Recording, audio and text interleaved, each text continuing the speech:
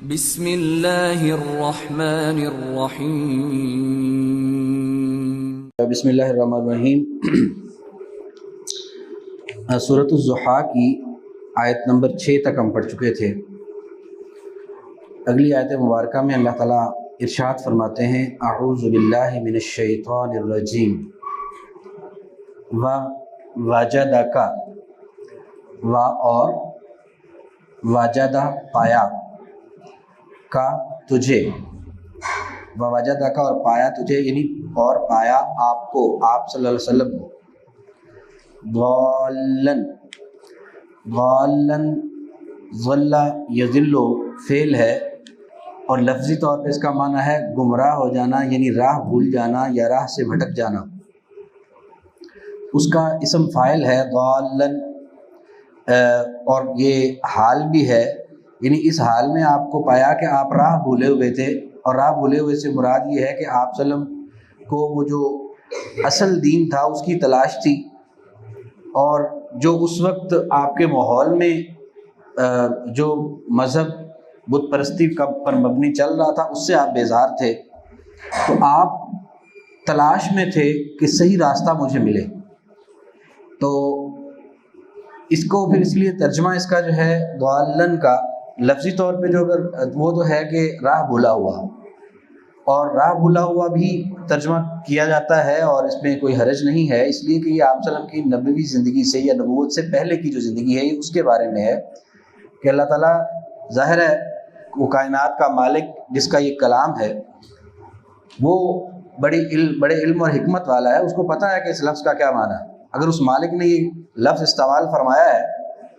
تو یقیناً یہ اس زندگی کے بارے میں ہے جب نبوت سے پہلے کیا ہے، تو اگر اس کا ترجمہ وہی کیا جائے جو اس لفظ کا ترجمہ ہے تو یقیناً اللہ تعالیٰ کی بھی مراد وہی ہے جو اس لفظ کا معنی بنتا ہے کہ آپ راہ بھولے ہوئے تھے، صحیح راستہ آپ کو نہیں مل پا رہا تھا، آپ اس کو ڈھونڈتے تھے کہ مجھے صحیح راستہ ملے، تو اسی کی طرف اللہ تعالیٰ نے اشارہ فرمایا آپ کی اس کیفیت کے بارے میں۔ تو ویسے اس کا معنی جو ہے راہ حق کا متلاشی بھی کیا جاتا ہے، لیکن وہ ایک مرادی معنی ہوگا، لفظی معنی نہیں ہوگا، اس لیے پھر لفظی معنی جو قریب ترین بنتا ہے وہ ہم یہی کریں گے کہ راہ بھولا ہوا۔ تو وجدہ کا اور پایا ہم نے آپ کو ضالن راہ بھولا ہوا، فہدا پھر ہدایت دی، پھر آپ کی رہنمائی فرمائی اللہ تعالیٰ نے اور آپ کو راہ حق جو ہے وہ عطا فرمائی۔ وجدہ کا اور پایا آپ کو ضالن راہ بھولا ہوا، فہدا پھر ہدایت دی۔ یہ بھی احسان ہے اللہ تعالیٰ کا ایک اور جو اللہ تعالیٰ یاد دلا رہے ہیں آپ صلی اللہ علیہ وسلم کو، وجدہ کا اور پایا آپ کو عائلاً، عائل تنگ دست، جو مالی طور پر تنگی کا شکار ہو۔ تو ظاہر نبی کریم صلی اللہ علیہ وسلم کا کیونکہ جو والد گرامی تھے وہ آپ کی پیدائش سے پہلے فوت ہو گئے، یتیمی کی کیفیت تھی، والدہ بھی 6 سال کی عمر میں چلی گئیں، دادا نے پرورش کی وہ بھی 8 سال کی عمر میں چلے گئے۔ تو ایسا بچہ جو ہے جس کو اس طرح سے وہ خود اپنی پرورش کے لیے دوسروں کا محتاج اور ایسے سہاروں کا کہ جو والدین کے علاوہ ہوں، تو اس کا پھر کاروبار اور مالی طور پہ مستحکم ہونا وہ پھر بہت مشکل کام ہوتا ہے۔ یہی وجہ ہے کہ نبی کریم صلی اللہ علیہ وسلم کی زندگی جو ہے ابتدائی نبوت سے پہلے کی کافی کٹھن اور مشکل زندگی ہے۔ آپ نے بکریاں بھی چرائی ہیں اور مختلف طرح کے اس طرح کے جو سخت کام ہیں وہ بھی آپ نے کیے، تو وہ کیفیت آپ کی کیا تھی؟ تنگ دستی کی، اور اس تنگ دستی کا بھی انتظام اللہ تعالیٰ نے فرمایا کہ حضرت خدیجہ رضی اللہ تعالیٰ عنہ کی صورت میں ایک تاجر بیوی عطا فرما دی، اور وہ بھی بنی واقعہ سب جانتے ہیں کہ جب آپ صلی اللہ علیہ وسلم نبی بننے سے پہلے آپ نے جب اس طرح سے مختلف کام جو بھی آپ کو کام ملتا آپ کرتے تھے، تو حضرت خدیجہ رضی اللہ تعالیٰ عنہ کیونکہ خاتون تھی اور تاجر تھی، خود وہ اپنی تجارت کے لیے جانے کی بجائے انہوں نے اپنی جگہ پر کسی کو ملازم رکھ کر یا اس کو معاوضہ دے کر ساتھ بھیجنا تھا۔ تو ظاہر ہے مکہ مکرمہ میں جو آپ صلی اللہ علیہ وسلم کی شہرت تھی ایک ایماندار آدمی کی تھی، تو حضرت خدیجہ رضی اللہ تعالیٰ عنہ نے آپ صلی اللہ علیہ وسلم کو اپنے اس تجارتی قافلے کا سربراہ بنا کے اور ان کا جو اپنا غلام تھا اس کو ساتھ بھیجا کہ ایک تاکہ وہ خیال بھی رکھے گا کہ یہ بندہ جو ہے جو ملازم میں نے رکھا ہے یہ کام کس طرح سے کرتا ہے۔ تو یہ کہ بندہ بھی ایماندار ہے اور یہ لے جا کے مال جو ہے میرا بیچ کر آئے گا۔ آپ صلی اللہ علیہ وسلم شام کے بازار میں، شام کی مارکیٹ میں وہ مال لے کر گئے اور آپ فروخت کر کے تشریف لائے۔ تو وہ جو سارے سفر کے دوران جو غلام نے جو چیزیں اور معاملات دیکھے، وہ واپس آ کے اس نے حضرت خدیجہ رضی اللہ تعالیٰ کو بیان کیے کہ کس طرح سے آپ صلی اللہ علیہ وسلم نے دیانتداری کے ساتھ اور پارسائی کے ساتھ اور پاک دامنی کے ساتھ، اور آپ نے کس طرح سے سارا سفر کیا ہے اور کس طرح سے آپ نے مال تجارت بیچا ہے۔ تو آپ صلی اللہ علیہ وسلم کا جو کردار غلام نے بیان کیا، حضرت خدیجہ رضی اللہ تعالیٰ عنہ وہ 2 خامد ان کے پہلے فوت ہو چکے تھے، بیوہ تھیں، تو ان کو جب آپ صلی اللہ علیہ وسلم کی دیانتداری کے حوالے سے تو پہلے علم تھا، تو مزید جو آپ کے اوصاف ان کو ان کے غلام نے بتائے تو وہ بہت متاثر ہوئی، تو خود پیغام بھیجا انہوں نے شادی کے لیے نبی کریم صلی اللہ علیہ وسلم کو کہ میں آپ کی زوجیت میں آنا چاہتی ہوں، اور پھر نبی علیہ الصلوۃ والسلام نے بھی اس کو قبول فرمایا۔ اس طرح سے اللہ تعالیٰ نے نبی کریم صلی اللہ علیہ وسلم کی جو مالی تنگی تھی، معاملات جو تھے، مشکل حالات، ان کو بھی اللہ تعالیٰ نے دور فرما دیا۔ تو یہ اللہ تعالیٰ نے اس احسان کا ذکر فرمایا کہ وَوَجَدَكَ، اور پایا آپ کو عائلاً، تنگ دست، فَأَغْنَا، پھر غنی کیا ہم نے، پھر آپ کو غنی کر دیا۔ تو ان احسانات کے یاد دلانے کے بعد پھر 3 تعلیمات دی جا رہی ہیں جو نہ صرف نبی کریم صلی اللہ علیہ وسلم کے لیے ہیں بلکہ یہ رسول اللہ صلی اللہ علیہ وسلم کے ذریعے پوری امت کے لیے ہیں۔ پہلی تعلیم کیا ہے کہ فَأَمَّا، پس جو، الیتیمہ، یتیم ہے، فَأَمَّا الیتیمہ، پس جو یتیم ہے، یعنی معاشرے میں، ماحول میں تمہیں کوئی بھی یتیم بچہ ملتا ہے کسی بھی کیفیت میں، کسی بھی حیثیت میں، تو فلا تقہر، پس یہ پھر لا، نہ، تقہر قہر سے ہے، قہر ہوتا ہے غصہ کرنا، تو اس لیے غصہ کرنے سے یہ ہوتا ہے کہ غصے سے انسان جھڑکتا ہی ہے بچے کو، تو یہاں اس لیے اس کا معنی پس نہ غصہ کر یا پس نہ جھڑک، تو نہ جھڑک جو ہے یہ عام طور پہ کیا جاتا ہے جو کہ غصہ کرنے کی کیفیت کو بھی ظاہر کرتا ہے، تو اس لیے ہم بھی اس کا معنی جھڑکنا کریں گے۔ تو فَأَمَّا الْيَتِيمَ، پس جو یتیم ہے، فَلَا تَقْهَرْ، پس نہ جھڑک اسے۔ وجہ کیا ہے؟ والدین جو ہوتے ہیں اور والد جو ہوتا ہے خاص طور پہ، وہ اپنے بچوں کی تکلیف کو برداشت نہیں کر سکتا۔ اس کے بچے کو کوئی جھڑکے، اس کے بچے کو کوئی تکلیف پہنچائے تو باپ کو تکلیف ہوتی ہے،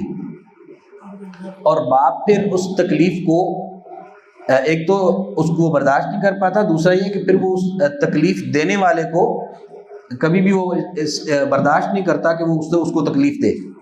اب ایک بچہ ہے بیچارہ، جذبات اس کے بھی اسی طرح سے نازک ہیں جیسے ایک باپ کی اولاد کے ہیں، کہ باپ کی موجودگی میں تو وہ اولاد کے جو نازک جذبات ہیں ان کا احساس باپ کر لیتا ہے۔ اولاد کو کوئی تکلیف ہوتی ہے، کسی نے جھڑک دیا تو باپ اس کا تحفظ کرتا ہے کہ ہاں بھی تم نے کیوں جھڑکا میرے بیٹے کو۔ اب ایک یتیم بچہ ہے، اس کو کوئی جھڑک رہا ہے تو اس کو کون تحفظ دے گا؟ بچے کے اس نازک جذبات کو کون محفوظ بنائے گا؟ تو وہ تو جب وہ باپ ہے کوئی نہیں، تو معاشرے کے ہر فرد کو چاہیے کہ وہ اپنے باپ کی سی شفقت اس یتیم کو دے۔ تو لہذا اس میں پہلا مرحلہ جو حکم دیا کہ یتیم بچے کو جھڑکو کبھی نہیں، اس لیے کہ وہ بچہ باپ کی شفقت سے محروم ہے، وہ پہلے ہی رنجیدہ ہے اور وہ محرومی کا شکار ہے ایک بہت بڑی، لہٰذا اگر تم اس کو جھڑکو گے تو اس کو اپنے باپ کے نہ ہونے کا احساس اور زیادہ بڑھے گا، اس سے وہ تکلیف میں مبتلا ہوگا۔ لہٰذا یہ اللہ تعالیٰ نے، اب دیکھیے نا، کائنات کا مالک ہے، وہ رسول اللہ صلی اللہ علیہ وسلم کو بھی تعلیم دے رہا ہے، ساری امت کو قیامت تک کے لیے تعلیم دے رہا ہے، تو یہ بہت اہم بات ہے۔ تو اس لیے قرآن پاک میں حکم دیا جا رہا ہے کہ یتیم بچے کے جذبات بہت زیادہ جو ہے وہ قابل احترام ہیں، اور کوئی بھی شخص یتیم کو نہ جھڑکے۔ اللہ کے رسول کو جب اللہ تعالیٰ نے منع کر دیا تو اللہ کے رسول کے علاوہ کسی اور کو کیا حق ہے کہ وہ یتیم کو جھڑکے؟ فَأَمَّا الْيَتِيمَ، پس جو یتیم ہے، فَلَا تَقْهَرْ، پس نہ جھڑک، وَأَمَّا السَّائِلَ، وَأَمَّا اور جو، السَّائِلَ سوال کرنے والا ہے، مانگنے والے آ جاتے ہیں، راستے میں کوئی سوال کرنے والا مل گیا، گھر کے دروازے پہ کوئی مانگنے والا آ گیا، فلا تنہر، پس یہ پھر لا نہیں، تنہر ڈانٹ، یہ تنہر کا مطلب بھی ہوتا ہے سختی سے کسی کو روکنا یا کسی کے ساتھ سختی سے پیش آنا. تو فلا تنہر، پس نہ ڈانٹ. تو جو یتیم ہے اس کو نہ جھڑک، جو سوال کرنے والا ہے اس کو نہ ڈانٹ. اب یہ جو آیا مبارکہ ہے، ایک تو یہ سوالی کے حوالے سے ہے کہ سوالی اگر سوال کرنے والا آتا ہے، آپ دیکھتے ہیں کہ وہ مستحق نہیں ہے یا اس کے سوال کرنے کا انداز جو ہے وہ درست نہیں ہے، آپ کو وہ غصہ دلاتا ہے، اس کا انداز یا اس کا رویہ یا اس کی کیفیت، تو برداشت کرنا چاہیے. اس کو جھڑکنا نہیں چاہیے، ڈانٹنا نہیں چاہیے. ایک تو یہ بات ہے، یعنی اس حد تک آپ صلی اللہ علیہ وسلم کا اپنا عمل اس بات پہ کہ صحابی فرماتے ہیں کہ مسجد نبی سے آپ صلی اللہ علیہ وسلم باہر تشریف لا رہے تھے اور جا رہے ہیں، تو آپ نے جو چادر تھی وہ اس طرح سے گلے میں لٹکائی ہوئی تھی، یا ایسے لٹکی ہوئی تھی یا اس طرح سے لٹکی ہوئی تھی آپ کے گلے میں چادر. تو ایک بدو، یعنی بدو سے مراد دیہاتی، وہ ان کو نہیں ایٹیکیٹس ہوتے کہ کس طرح سے کس سے بات کی جاتی ہے، تو وہ آیا اور آ کے اس نے چادر کھینچی آپ صلی اللہ علیہ وسلم کی. چادر کھینچی اور اتنی کھینچی کہ آپ صلی اللہ علیہ وسلم کا چہرہ مبارک بھی مڑ گیا اور گردن پہ نشان پڑ گیا. تو موڑ کے کہتا ہے کہ یا محمد صلی اللہ علیہ وسلم مجھے کچھ دیجیے، میں محتاج ہوں. تو یعنی یہ انداز اس کا مانگنے کا کہ گردن پہ نشان پڑ گیا آپ صلی اللہ علیہ وسلم کے، اور اس طرح سے اس نے چادر کھینچی. آپ نے اس کی طرف دیکھا، وقتی طور پہ غصہ آیا، پھر آپ نے برداشت فرمایا اور پھر صحابہ کو حکم دیا کہ بھئی اس کو کچھ دو، اور اس کو جھڑکا ڈانٹا نہیں. اور صحابہ کو بھی تھوڑی سی اس پہ جب تشویش ہوئی کہ یہ بدتمیزی کی ہے اس نے، تو آپ نے ان کو بھی منع کیا. تو یہ وہ رویہ ہے جو سوالی کے حوالے سے ہمیں بھی اختیار کرنا ہے. آپ صلی اللہ علیہ وسلم کے ذریعے اللہ تعالیٰ نے ہمیں تعلیم دی ہے. دوسری بات، اس آیت مبارکہ کا تعلق تعلیم و تعلم کے معاملے سے بھی جوڑا جا سکتا ہے اور جڑتا ہے کہ جب تعلیم کا معاملہ استاد بچوں کو پڑھاتا ہے، سکھاتا ہے، اور طالب علم سوال کرتا ہے آگے سے، تو سوال پر استاد کو اسے ڈانٹنا نہیں چاہیے. کیوں؟ اگر وہ سوال کرنے پر بچوں کے ذہنوں میں سوالات پیدا ہوتے ہیں، اور اگر وہ سوال کرنے دے گا تو بچوں میں حوصلہ آتا ہے، اعتماد آتا ہے، وہ اپنی جو بھی ان کے ذہن میں سوال پیدا ہوتا ہے وہ پوچھیں گے، اور استاد جب بتائے گا تو ان کی رہنمائی ہوگی، ان کے علم میں اضافہ ہوگا. اور اگر استاد پہلی ہی دفعہ کسی بچے نے سوال کیا اور اس نے ڈانٹ دیا، چپ کر کے بیٹھ جا آرام سے، تو زیادہ بولتا ہے، تو وہ بچہ اس کے بعد سوال ذہن میں آئے گا بھی تو وہ نہیں بولے گا. اس سے وہ سیکھنے اور سکھانے کا عمل وہ بھی متاثر ہوگا، اور بچے کا جو خود اعتمادی ہے وہ بھی متاثر ہوتی ہے. تو یہ اصول جو ہے کہ وَأَمَّا السَّائِلَ، جو سوال کرنے والا ہے، فَلَا تَنْهَرْ، پس نہ ڈانٹ. یہ تعلیم و تعلم کے معاملے میں اساتذہ کے لیے بھی ایک اصول ہے کہ اگر کوئی جو سوال کرتا ہے سیکھنے کے لیے، تو اس کو سوال پر ڈانٹنا نہیں چاہیے، حوصلہ شکنی اس کی نہیں کرنی چاہیے. اگلی آخری آیہ مبارکہ میں اللہ تعالیٰ نے جو تیسری تعلیم فرمائی، وَأَمَّا، اور جو بِنِعْمَتِ رَبِّكَ، بے ساتھ نعمت، نعمت، ربِّکَ، تیرے رب کی، وَأَمَّا، اور جو بِنِعْمَتِ رَبِّكَ، اپنے رب کی نعمت کے ساتھ، یعنی اپنے رب کی نعمت کو، بِنِعْمَتِ رَبِّكَ، اپنے رب کی نعمت کو، فَحَدِّثْ، پس بیان کر. کیا مطلب؟ کہ کوئی بھی جو اللہ تعالیٰ نے کسی پر انعام اور احسان کیا ہے، ہم عام طور پہ ہمارا جو ہوتا ہے سوچ یہ ہوتی ہے کہ کسی کو بتائیں گے تو کسی کی نظر نہ لگ جائے. دوسرا، نعمت ملتی ہے تو خود اس سے استفادہ کر لیتے ہیں، لیکن نہ اللہ کا ویسے شکر ادا کرتے ہیں، نہ لوگوں کے سامنے اس چیز کو بیان کرتے ہیں کہ مجھے اللہ تعالیٰ نے مجھ پر کرم کیا اور مجھے یہ نعمت عطا کی. اللہ تعالیٰ نے یہ تعلیم دی ہے کہ جو اللہ کی نعمت ہے اسے بیان کرو. کیوں؟ اس سے اللہ تعالیٰ خوش ہوتے ہیں کہ جب بندہ اللہ کے احسان کو مانتا ہے کہ جی مجھ پہ اللہ تعالیٰ نے یہ کرم کیا، اور پھر اس اللہ کے احسان کو لوگوں میں بیان کرتا ہے. لوگوں کو نہیں پتہ اسے اللہ تعالیٰ نے بیٹا عطا کیا, اسے اللہ تعالیٰ نے کوئی کامیابی دے دی, مالی طور پہ اللہ تعالیٰ نے اس کو کوئی بہت بڑی نعمت دے دی, تو وہ دوسروں سے اس خبر کو یعنی بانٹتا بھی ہے ان کو وہ خبر,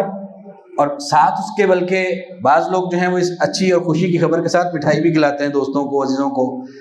اور ساتھ بتاتے ہیں کہ مجھے اللہ تعالیٰ نے یہ فلاں نعمت دی ہے, یہ اس نعمت کی خوشی میں یہ مٹھائی آپ کو کھلا رہا ہوں. تو یہ بھی ایک بیان کا جو طریقہ ہے کہ اللہ کی دی ہوئی نعمت جو ہے اس کو لوگوں کو بیان کیا جائے, اور اس بیان کرنے میں ساتھ مٹھائی بھی کھلائی جاتی ہے, تو یہ ایک اضافی چیز ہے. لیکن اللہ تعالیٰ کا حکم یہ ہے کہ نعمت جو اللہ تعالیٰ عطا کرے اس کو بیان کیا جائے. اس پر اللہ تعالیٰ خوش ہوتے ہیں کہ ایک تو بندہ جو ہے اللہ کی نعمت کا اعتراف کر رہا ہے,